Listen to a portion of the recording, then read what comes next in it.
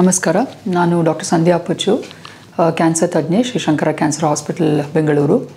So ಇವತ್ತಿನ ವಿಷಯ ಅಂತ ಹೇಳಿದ್ರೆ ಸ್ತನದ ಕ್ಯಾನ್ಸರ್ ಕುರಿತು ತಪ್ಪು ಪರಿಕಲ್ಪನೆಗಳು. ಇದ್ರದ್ದು ಮಹತ್ವ ಏನು ಅಂತ ಹೇಳಿದ್ರೆ, ನಮಗೆ ಹಲವಾರು ಕಲ್ಪನೆಗಳಿರುತ್ತೆ ಯಾವುದೇ ವಿಷಯದ ಬಗ್ಗೆ, ಕ್ಯಾನ್ಸರ್ ಬಗ್ಗೆನೂ ಕೂಡ. ಸೊ ಕೆಲವೊಂದು ನಮಗೆ ಆ ಥರ ತಪ್ಪು ಕಲ್ಪನೆಗಳಿದ್ದಾಗ ಇಲ್ಲ ತಪ್ಪು ಭಾವನೆಗಳಿದ್ದಾಗ ಅದನ್ನು ನಾವು ಕೆಲವೊಂದು ಸತಿ ಇಂಟರ್ನೆಟ್ಟಲ್ಲಾದರೂ ಇಲ್ಲ ಕೆಲವೊಂದು ಮ್ಯಾಗ್ಝೀನ್ಗಳಲ್ಲಾದರೂ ಓದಿ ಇಲ್ಲ ಡಾಕ್ಟರ್ಗಳ ಜೊತೆ ಸಲಹೆ ತಗೊಂಡು ಅದನ್ನು ಸರಿಪಡಿಸ್ಕೋಬೇಕಾಗುತ್ತೆ. ಏಕೆಂದರೆ ಇದೇ ಪರಿಕಲ್ಪನೆ ಕ್ಯಾನ್ಸರ್ ಇರೋ ಪೇಷಂಟ್ಗೆ ತೊಂದರೆ ಆಗದಿರೋ ಥರ ನಾವು ನೋಡ್ಕೋಬೇಕಾಗುತ್ತೆ. ಸೊ ಇದರಲ್ಲಿ ಹಲವಾರು ನಾವು ಯಾವ ಥರ ದಿನನಿತ್ಯದ ಕೆಲಸದಲ್ಲಿ ನೋಡ್ತೇವೆ ಈ ಥರ ಕೆಲವೊಂದು ವಿಷಯಗಳು, ಅದ್ರ ಬಗ್ಗೆ ನಾನು ಕೆಲವೊಂದು ಸಲಹೆಗಳನ್ನು ಕೊಡ್ತೇನೆ. ಸೊ ಒಂದನೇದಂತ ಹೇಳಿದ್ರೆ, ಮೇನ್ ಆಗಿ ಇವಾಗ ತಿಳ್ಕೊಳ್ಳೋದು ಅಂತ ಹೇಳಿದ್ರೆ, ಕ್ಯಾನ್ಸರ್, ಸ್ತನದ ಕ್ಯಾನ್ಸರ್ ಅಂತ ಹೇಳಿದ್ರೆ it is like a death sentence ಅಂತ ಹೇಳಿದ್ರೆ ಒಂಥರ ಸಾವು ಕಟ್ಟಿಟ್ಟ ಬುತ್ತಿ ಅನ್ನೋ ಥರ, ಇದು ಗುಣ ಮಾಡಲಿಕ್ಕೆ ಆಗಲ್ಲ ಅನ್ನೋ ಕಲ್ಪನೆ, ಭಾವನೆ ಜನರಲ್ಲಿದೆ. ಇದು ಖಂಡಿತ ಏನು ಸರಿಯಲ್ಲ.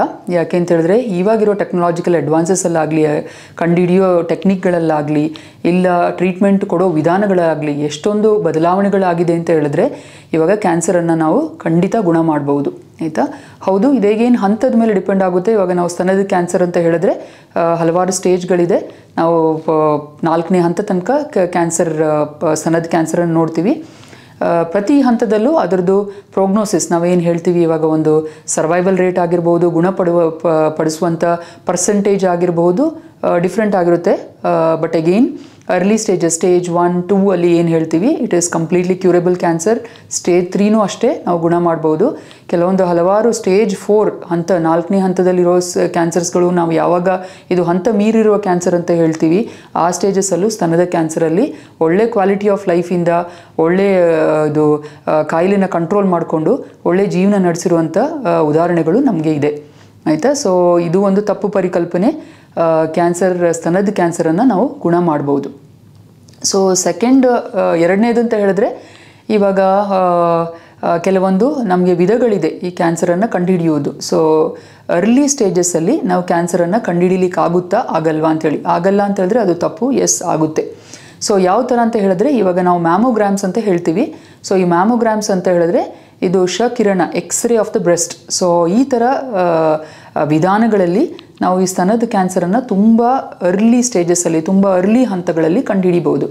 ಯಾಕೆ ಕಂಡುಹಿಡಿಬೇಕು ಅಂತ ಹೇಳಿ ನಾನು ಹಿಂದೆ ಹೇಳಿದೆ, ಅರ್ಲಿ ಸ್ಟೇಜಸ್ಸಲ್ಲಿ ಕಂಡುಹಿಡಿದ್ರೆ ಅದಕ್ಕೆ ಟ್ರೀಟ್ಮೆಂಟು ತುಂಬ ಕಡಿಮೆ ಇದರಲ್ಲಿ ಕೊಡ್ಬೋದು ಆ್ಯಂಡ್ ಗುಣ ಆಗೋ ಪರ್ಸೆಂಟೇಜಸ್ಸು ತುಂಬ ಜಾಸ್ತಿ ಇದೆ. ಸೊ ಈ ಮ್ಯಾಮೋಗ್ರಾಮ್ ಅಂತ ಏನು ಹೇಳ್ತೀವಿ, ಇದು ಎಕ್ಸ್ರೇ ಕಿರಣ ವಿಧಾನದಲ್ಲಿ ಈ ಸ್ತನದಲ್ಲಿ ಏನಾದರೂ ಗಂಟುಗಳಿದೆಯಾ, ಆ ಗಂಟುಗಳಿದ್ರೆ ಅದು ಯಾವ ಥರ ಅಬ್ನಾರ್ಮಲ್ ಗಂಟು, ಇದಕ್ಕೆ ಮುಂದೆ ನಾವು ಏನಾದರೂ ಟೆಸ್ಟ್ ಮಾಡಿ ನೋಡಬೇಕಾಗುತ್ತಾ, ಇದಕ್ಕೆ ಇಂಪಾರ್ಟೆನ್ಸ್ ಕೊಡುವಂಥ ಗಂಟುಗಳ ಅಂತ ಹೇಳಿ ರಿಪೋರ್ಟ್ ಬರುತ್ತೆ. ಆ ಥರ ಸ್ಕ್ಯಾನ್ ನಾವು ಮಾಡಿಸ್ಕೊಂಡಾದಾಗ ಅದರಲ್ಲಿ ಯಾವ ಥರ ರೆಕಮೆಂಡೇಷನ್ಸ್ ಬರುತ್ತೆ, ಅದೇ ಥರ ರೆಕಮೆಂಡೇಷನ್ಸ್ ಮೇಲೆ ನೀವು ವೈದ್ಯಕೀಯ ಸಲಹೆ ತೊಗೋಬೇಕಾಗುತ್ತೆ. ಅವರು ನೆಕ್ಸ್ಟ್ ಡಿಟರ್ಮೈನ್ ಮಾಡ್ತಾರೆ, ಎಸ್ ಇದಕ್ಕೆ ಏನಾದರೂ ನಾವು ಬಯಾಪ್ಸಿ ಟೆಸ್ಟ್ ಮಾಡಿಸ್ಬೇಕಾ ಇಲ್ಲ ಅಬ್ಸರ್ವೇಷನಲ್ಲಿ ಇಡಬೇಕಾ ಅಂತ ಹೇಳಿ. ಆ್ಯಂಡ್ ಇದು ಏನಕ್ಕೆ ಇಂಪಾರ್ಟೆಂಟ್, ಏನಕ್ಕೆ ಈ ಥರ ನಾವು ಸ್ಕ್ರೀನಿಂಗ್ ಇಲ್ಲ ಕ್ಯಾನ್ಸರ್ ಬರಲಿಕ್ಕಿಂತ ಮುಂಚಿತವಾಗಿ ಕಂಡುಹಿಡಿಯೋದು ಏನಕ್ಕೆ ಇಂಪಾರ್ಟೆಂಟ್? ಇವಾಗ ನೀವೆಲ್ಲ ಕೇಳ್ಬೋದು, ಬಂದ ಮೇಲೆ ನೋಡ್ಕೊಳ್ಳೋಣ, ಏನಕ್ಕೆ ಇವಾಗಲೇ ಅದರದ್ದು ಏನಾದರೂ ಕಂಡುಹಿಡಿದು ಬಾಡಿಯಲ್ಲಿ ಇಲ್ದಿರೋದನ್ನು ಕಂಡುಹಿಡಿದು ಅದಕ್ಕೆ ಏನಕ್ಕೆ ನಾವು ಟೆನ್ಷನ್ ತೊಗೊಳ್ಳೋದು ಅಂತ ಹೇಳಿ ಆ ಥರ ನಾವು ವಾದ ಮಾಡಬೇಕು ಅಂತಂದರೆ, ಇವಾಗ ನಮಗೆ ವ್ಯಾಕ್ಸಿನೇಷನ್ಸ್ ಇದೆ, ಲಸಿಕೆಗಳೆಲ್ಲ ಕೊಡೋದು ಪ್ರೊಫಲಾಕ್ಟಿಕ್ ಆಗಿ ಅಂತ ಹೇಳಿದ್ರೆ ನಮಗೆ ಕಾಯಿಲೆ ಬರುತ್ತೆ ಅಂತ ಇರುತ್ತೆ, ಈ ಏಜ್ಗೆ ಈ ಥರ ವೈರಸ್ ಇನ್ಫೆಕ್ಷನ್ಸ್ ಬರುತ್ತೆ ಅಂತ ಇರುತ್ತೆ. ಆ ಇನ್ಫೆಕ್ಷನ್ಸ್ ಬರಲಿಕ್ಕಿಂತ ಮುಂಚೆ ನಾವು ಲಸಿಕೆಗಳು ತೊಗೊಳ್ತೀವಿ. ಅದೇ ಥರ ಈ ಥರ ಸ್ತನದ ಕ್ಯಾನ್ಸರಲ್ಲೂ ಅದು ಪ್ರಕಟ ಆಗಲಿಕ್ಕಿಂತ ಮುಂಚೆ, ನಮ್ಮ ಗಂಟುಗಳು ಕೈಗೆ ಸಿಗೋದಕ್ಕಿಂತ ಮುಂಚಿತವಾಗಿ ಇದನ್ನು ಕಂಡುಹಿಡಿಯೋದು. ಸೊ ಇದನ್ನು ಕಂಡುಹಿಡಿಯೋದು ಅಂತ ಹೇಳಿದ್ರೆ ನಾರ್ಮಲ್ ಆಗಿ 45 ವರ್ಷಗಳಾದ ಮೇಲೆ ಎಲ್ಲ ಹೆಣ್ಣು ಮಕ್ಕಳಲ್ಲೂ ಆ್ಯನ್ವಲಿ ವರ್ಷಕ್ಕೊಂದು ಸತಿ ಈ ಥರ ಮ್ಯಾಮೋಗ್ರಾಮ್ ಮಾಡಿಸ್ಕೊಳ್ಳೋದು ತುಂಬ ಉತ್ತಮ. And it's a mandatory requisition. ಇವಾಗ ನಾವು ವೆಸ್ಟರ್ನ್ ಕಂಟ್ರೀಸ್ ತೊಗೊಂಡ್ರೆ ಇದೆಲ್ಲ ಸ್ಕ್ರೀನಿಂಗ್ ಪ್ರೋಗ್ರಾಮ್ಸಲ್ಲಿ ಬಂದುಬಿಟ್ಟಿದೆ. ಇಂಡಿಯಾದಲ್ಲೂ ಇವಾಗ ನಮ್ಮ ಭಾರತ ದೇಶದಲ್ಲೂ ಇದು ಪಿಕಪ್ ಆಗ್ತಾ ಇದೆ. ಈಗೇನು ಇದು ತಪ್ಪು ಪರಿಕಲ್ಪನೆ ಮಾಡ್ಕೊಳ್ಳಿಕ್ಕೆ ಹೋಗಬೇಡಿ, ನಾವು ಕಂಡುಹಿಡಿಲಿಕ್ಕಾಗಲ್ಲ ಅಂತೇಳಿ. ಎಸ್, ನಾವು ತುಂಬ ಅರ್ಲಿ ಸ್ಟೇಜಸ್ಸಲ್ಲಿ ಕಂಡುಹಿಡಿಬೋದು. ಆ್ಯಂಡ್ ಭಯಪಡ್ಲಿಕ್ಕೆ ಹೋಗಬೇಡಿ, ಅರ್ಲಿ ಸ್ಟೇಜಸ್ಸಲ್ಲಿ ಕಂಡುಹಿಡಿದ್ರೆ ಅದು ತುಂಬ ಉತ್ತಮ ಟ್ರೀಟ್ಮೆಂಟು ಮತ್ತು ಉತ್ತಮ ಗುಣ ಆಗೋ ಚಾನ್ಸಸ್ಗಳು ತುಂಬ ಜಾಸ್ತಿ ಇರುತ್ತೆ. ಸೊ ಈ ಫೆಸಿಲಿಟೀಸನ್ನು, ಈ ಮ್ಯಾಮೋಗ್ರಾಮ್ ಫೆಸಿಲಿಟೀಸನ್ನು ಎಲ್ಲ ಹೆಣ್ಮಕ್ಳು 45 ವರ್ಷಗಳಾದಮೇಲೆ ಖಂಡಿತ ಉಪಯೋಗಿಸ್ಕೋಬೇಕಾಗುತ್ತೆ. ಆಯಿತಾ? ಥರ್ಡ್ ಪರಿಕಲ್ಪನೆ ಅಂತ ಹೇಳಿದ್ರೆ, ಇವಾಗ ನಾವು ಡಾಕ್ಟರ್ ಹತ್ರ ಹೋಗ್ತೀವಿ, ಏನೋ ಗಂಟಿದೆ ಅಂತ ಹೇಳಿ. ಎಲ್ಲ ಗಂಟುಗಳು ಕ್ಯಾನ್ಸರ್ ಗಂಟುಗಳ ಅಂತ ಖಂಡಿತ ಅಲ್ಲ. ಸೊ ಫೋರ್ತ್, ಇದೆರಡನ್ನೂ ನಾನು ಕಂಬೈನ್ ಮಾಡಿ ಮಾತಾಡ್ತೇನೆ. ಇನ್ನೊಂದು, ಗಂಟುಗಳಿಲ್ಲ ಅಂತಂದರೆ ಕ್ಯಾನ್ಸರ್ ಅಲ್ಲ, ಇದು ಎರಡೂ ತಪ್ಪು. ಯಾಕೆಂತೇಳಿದ್ರೆ ಇವಾಗ ಸ್ತನದಲ್ಲಿ ನಾವು ಗಂಟುಗಳು ಅಂತಂದರೆ ಲಂಪ್ ಆರ್ ಸ್ವೆಲ್ಲಿಂಗ್ ಅಂತ ಹೇಳ್ತೀವಿ. ಸೊ ಕೈಯಲ್ಲಿ ನಾವು ನೋಡಿಕೊಂಡು ಡಾಕ್ಟರ್ ಹತ್ರ ಬರ್ಬೋದು. ಸೊ ಹಲವಾರು ಥರ ಗಂಟುಗಳಿರುತ್ತೆ ಸ್ತನದಲ್ಲಿ. ಸ್ತನ ಒಂದು ವಿಶಾಲವಾದ ನಮ್ಮ ಹೆಣ್ಣು ಮಕ್ಕಳಲ್ಲಿರೋ ಒಂದು ಇವಾಗ ಆರ್ಗನ್ ಅಂತ ಹೇಳ್ತೀವಿ. ಸೊ ಇದರಲ್ಲಿ ನಾವು ಏನು ನಾರ್ಮಲ್ ಟಿಶ್ಯೂಸ್ ಇರುತ್ತೆ ಅದರಲ್ಲೇ ಕೆಲವೊಂದು ಸ್ವೆಲ್ಲಿಂಗ್ಸ್ ಇಲ್ಲ ಲಂಪ್ಸ್ ಇಲ್ಲ ಈ ಥರ ಗಂಟುಗಳು ಬರ್ಬೋದು. ಸೊ ಗಂಟುಗಳು ಅಂತಂದರೆ ಅಬ್ನಾರ್ಮಲ್, ಬಟ್ ಈ ಎಲ್ಲ ಅಬ್ನಾರ್ಮಲಿಟಿ ಕ್ಯಾನ್ಸರ್ ಆಗಿ ಪರಿವರ್ತನೆ ಆಗುತ್ತೆ ಅಂತಿಲ್ಲ. ಅದರಲ್ಲಿ ಕೆಲವೊಂದು ಬಿನೈನ್ ಸ್ವೆಲ್ಲಿಂಗ್ಸು ಇರುತ್ತೆ. ಸೊ ಈ ಬಿನೈನಾ ಮ್ಯಾಲಿಗ್ನೆಂಟಾ, ಬಿನೈನ್ ಅಂತ ಹೇಳಿದ್ರೆ ಇದಕ್ಕೆ ಏನು ಹೆಚ್ಚು ನೀವು ಏನು ಚಿಂತೆ ಮಾಡುವಂಥ ಅವಶ್ಯಕತೆ ಇರಲ್ಲ. ಮ್ಯಾಲಿಗ್ನೆಂಟ್ ಅಂತಲೇ it is cancerous and yes it has to be addressed at a further level. So ಯಾವುದೇ ಗಂಟು ಬಂದಾಗ ಫಸ್ಟ್ ಇರೋದು ನೀವು ಒಂದ್ಸತಿ ವೈದ್ಯಕೀಯ ಸಲಹೆ ತಗೊಂಡು ಅವರಿಂದ ತಪಾಸಣೆ ಮಾಡಿಸ್ಕೊಂಡು ಅವ್ರೇನಾದರೂ ಅದಕ್ಕೆ ಸ್ಕ್ಯಾನಿಂಗ್ಸ್ ಹೇಳಿದ್ರೆ ಅಲ್ಟ್ರಾಸೌಂಡ್ ಆಗಿರ್ಬೋದು, ಮ್ಯಾಮೋಗ್ರಾಮ್ ಎಕ್ಸ್ರೇ ಆಗಿರ್ಬೋದು, ಅದನ್ನೆಲ್ಲ ಮಾಡಿಸ್ಕೊಂಡು ಅದು ಯಾವ ಥರ ಕೆಟಗರಿಯಲ್ಲಿ ಅದಕ್ಕೆ ನೆಕ್ಸ್ಟ್ ಟೆಸ್ಟ್ ಮಾಡೋಂಥದ್ದ ಇಲ್ಲ ಅಂತ ಹೇಳಿ ನೀವು ವಿಚಾರಿಸ್ಕೋಬೇಕಾಗುತ್ತೆ. ಸೊ ತುಂಬ ಬಿನೈನ್ ಕ್ಯಾಟಗರೀಸಲ್ಲಿದ್ದರೆ ಮೋಸ್ಟ್ ಕಾಮನೆಸ್ ನಾವು ಫೈಬ್ರೋ ಎಡಿನೋಮಾ ಅಂತ ಹೇಳ್ತೀವಿ. ಇದಕ್ಕೆಲ್ಲ ಹೆಚ್ಚಿನ ಚಿಕಿತ್ಸೆ ಏನೂ ಬೇಡ, ಜಸ್ಟ್ ಅಬ್ಸರ್ವೇಷನ್ ಹೇಳ್ತೀವಿ. ಏನಾದರೂ ಅದು ನಿಮಗೆ ತೊಂದರೆ ಆಗ್ತಿದೆ, ನೋವಾಗ್ತಿದೆ, ಸ್ವೆಲ್ಲಿಂಗ್ ಜಾಸ್ತಿ ಆಗ್ತಿದೆ ಅಂತ ಹೇಳಿದ ಟೈಮಲ್ಲಿ ಅಷ್ಟೇ ಅದನ್ನ ಆಪ್ರೇಷನ್ ಮಾಡಿ ತೆಗಿತೀವಿ. ಕ್ಯಾನ್ಸರಸ್ ಆಗಿದ್ದರೆ ಅದ್ರದ್ದು ಟ್ರೀಟ್ಮೆಂಟೇ ಬೇರೆ ಇರುತ್ತೆ. ಸೊ ನೆಕ್ಸ್ಟ್ ಅಲ್ಲಿ ನಾನು ಹೇಳಿದ್ದು ಅಂತ ಹೇಳಿದ್ರೆ ಗಂಟುಗಳಿಲ್ಲ ಅಂತ ಹೇಳಿದ್ರೆ ಕ್ಯಾನ್ಸರ್ ಅಲ್ಲ, ಇಲ್ಲ ನನಗೆ ಗಂಟಿದೆ ಬಟ್ ನೋವಿಲ್ಲ ಅದು ಕ್ಯಾನ್ಸರ್ ಅಲ್ಲ, ಆ ಥರ ಇಲ್ಲ. ಎಲ್ಲ ಈ ಕ್ಯಾನ್ಸರಸ್ ಗಂಟುಗಳು ಇನಿಷಿಯಲಿ ಬಂದಾಗ, ಫಸ್ಟ್ ಟೈಮ್ ಇನಿಷಿಯಲಿ ಸ್ಟಾರ್ಟ್ ಆದಾಗ ಅದರಲ್ಲಿ ನೋವಿರಲ್ಲ. It's a painless lump to present. So ತುಂಬ ಮಹಿಳೆಯರು ಇದನ್ನು ಸ್ವಲ್ಪ ತಪ್ಪಾಗಿ ತಿಳ್ಕೊಳ್ತಾರೆ. ಗಂಟಿದೆ ಬಟ್ ನನಗೆ ನೋವಿರಲಿಲ್ಲ ಅದಕ್ಕೋಸ್ಕರ ನಾನು ಬಂದಿಲ್ಲ. ಇವಾಗ ನೋವು ಶುರುವಾಯಿತು ಬಂದಿದ್ದೇನೆ, ನೋವು ಶುರುವಾಯಿತು ಅಂದಾಗ ಅದು ಹಂತದಲ್ಲೂ ಸ್ವಲ್ಪ ಮೀರಿರುತ್ತೆ. ಸೊ ಯಾವುದೇ ಗಂಟುಗಳು ಬಂತು, ಎಸ್ಪೆಷಲಿ ಇವಾಗ ಮುಟ್ಟು ನಿಂತ ಆದಮೇಲೆ ಪೋಸ್ಟ್ ಮೆನಪಾಸಲ್ ಏಜ್ ಅಂತ ಹೇಳ್ತೀವಿ, ಆ ಏಜಲ್ಲಿ ಬಂದ ಯಾವುದೇ ಗಂಟುಗಳಿರಲಿ it needs a detailed evaluation. So ದಯವಿಟ್ಟು ಮೀಟ್ ಮಾಡಿ. ಆ್ಯಂಡ್ ಎಲ್ಲ ಗಂಟುಗಳು ಕ್ಯಾನ್ಸರ್ ಗಂಟುಗಳಲ್ಲ. ಗಂಟುಗಳಿಲ್ಲ ಅಂತ ಹೇಳಿದ್ರು 45 ಇಯರ್ಸ್ ಆದಮೇಲೆ, 45 ವರ್ಷಗಳಾದಮೇಲೆ ಈ ವರ್ಷಕ್ಕೊಂದ್ಸತಿ ತಪಾಸಣೆ ಮಾಡಿಸ್ಕೊಳ್ಳಿ. ಏನಾದರೂ ಕಂಡುಹಿಡಿದ್ರೆ ಡಾಕ್ಟರ್ಸ್ ಅದಕ್ಕೆ ನೆಕ್ಸ್ಟ್ ಏನು ಮಾಡಬೇಕು ಅಂತ ಹೇಳ್ತಾರೆ. ಆ್ಯಂಡ್ ನೋವಿಲ್ಲ ಗಂಟಿದೆ ಅಂತ ಹೇಳಿ ಮನೆಯಲ್ಲೇ ಅದನ್ನು ನಿರ್ಲಕ್ಷ್ಯ ಮಾಡಬೇಡಿ. ದಯವಿಟ್ಟು ಅದನ್ನು ಹೆಚ್ಚಿಂದು ತಪಾಸಣೆ ಮಾಡಿಸ್ಕೊಂಡು ದೃಢೀಕರಿಸ್ಕೋಬೇಕಾಗುತ್ತೆ. ಸೊ ಫೋರ್ತ್ ಅಂತ ಹೇಳಿದ್ರೆ ಇವಾಗ ನಾನು ಈ ಮ್ಯಾಮೋಗ್ರಾಮ್ ಬಗ್ಗೆ ಹೇಳಿದೆ. I think it's a 5th point. So mammogram ಬಗ್ಗೆ ಹೇಳಿದೆ, ಎಕ್ಸ್ರೇ ಕಂಡುಹಿಡಿಲಿಕ್ಕೆ ಸ್ತನದ ಎಕ್ಸ್ರೇ. ಅದರಲ್ಲಿ ಕೆಲವೊಬ್ಬರು ತಿಳ್ಕೊಳ್ತಾರೆ ಇವಾಗ ನಾನು ಈ ಥರ ಸ್ಕ್ಯಾನ್ ಮಾಡಿಸ್ಕೊಂಡೇ ನನಗೆ ಕ್ಯಾನ್ಸರ್ಸ್ ಬಂದುಬಿಡುತ್ತೆ, ಏನಕ್ಕೆ ಸ್ಕ್ಯಾನ್ ಮಾಡಿಸ್ಕೋಬೇಕು, ಪದೇ ಪದೇ ಸ್ಕ್ಯಾನ್ ಮಾಡಿಸ್ಕೊಳ್ಳೋದು, CT ಸ್ಕ್ಯಾನ್ ಆಗಲಿ, MRI ಆಗಲಿ, ಎಕ್ಸ್ರೇ ಆಗಲಿ, ಅದರಿಂದಲೇ ಕ್ಯಾನ್ಸರ್ ಬರೋ ಚಾನ್ಸಸ್ ಇರುತ್ತೆ, ಅದನ್ನು ನಾವು ಏನಕ್ಕೆ ಮಾಡಿಸ್ಕೋಬೇಕು ಅಂತ ಹೇಳಿ.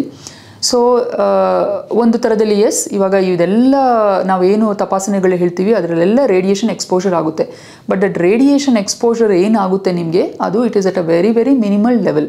ಆ್ಯಂಡ್ ನಾವು ಏನೇ ಟೆಸ್ಟ್ಗಳು ಇವಾಗ ಒಂದು ಅದು ಅವೈಲೇಬಿಲಿಟಿಗೆ ಬಂದಿದೆ ಅಂತ ಹೇಳಿದ್ರೆ ಅದ್ರ ಮೇಲೆ ಹಲವಾರು ಸ್ಟಡೀಸ್ ಆಗಿರುತ್ತೆ. ಹಲವಾರು ಸ್ಟಡೀಸ್ ಅಂತಂದರೆ V usually C the cost benefit, the risk benefit ratio. Risks ಅಂತ ಹೇಳಿದ್ರೆ ಈ ಥರ ಟೆಸ್ಟ್ ಮಾಡೋದ್ರಿಂದ ಪೇಷಂಟ್ಗೆ ಏನಾದರೂ ತೊಂದರೆ ಆಗುತ್ತಾ ಅಂತ ಹೇಳಿದ್ರೆ, ಇವಾಗ ಎಕ್ಸ್ರೇ ಟ್ರೀಟ್ಮೆಂಟ್ ಅಂತ ಹೇಳಿದ್ರೆ, ಎಕ್ಸ್ರೇ ತಪಾಸಣೆ ಅಂತ ಹೇಳಿದ್ರೆ ಅದರಿಂದ ಪೇಷಂಟ್ಗೆ ಏನಾದರೂ ಎಕ್ಸ್ಪೋಜರ್ ಆಗುತ್ತಾ, ಕ್ಷಕಿರಣದ ಎಕ್ಸ್ಪೋಜರ್ ಆಗುತ್ತಾ ಒಂದು.